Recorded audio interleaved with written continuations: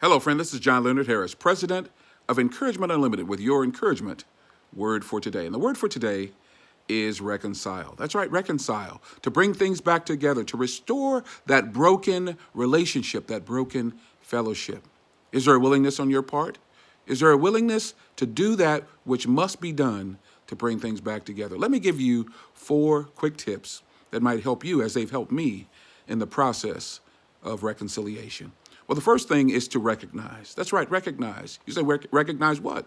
Recognize that there has been an offense, that someone has been hurt. There is a wound. And sometimes it's not even an intentional thing that has happened, but someone has been hurt.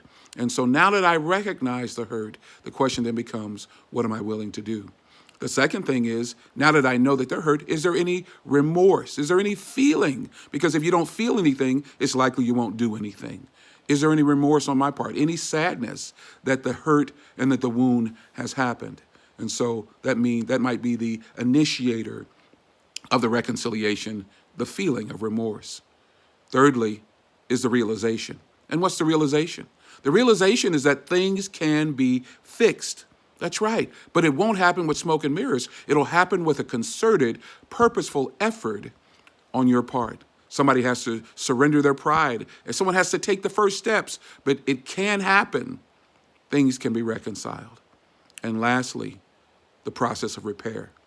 That process may not be a quick process. It actually might be a rather tedious process. But there is a willingness and an understanding that we are much better together than we are apart, and we need to take the steps. And I'm going to initiate it toward reconciliation, the process of repair.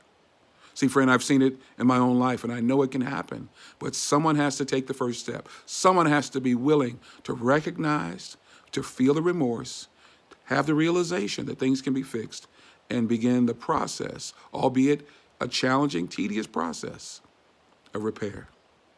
This is John Leonard Harris, president of Encouragement Unlimited, encouraging you to begin that process and reconcile today. We'll see you next time.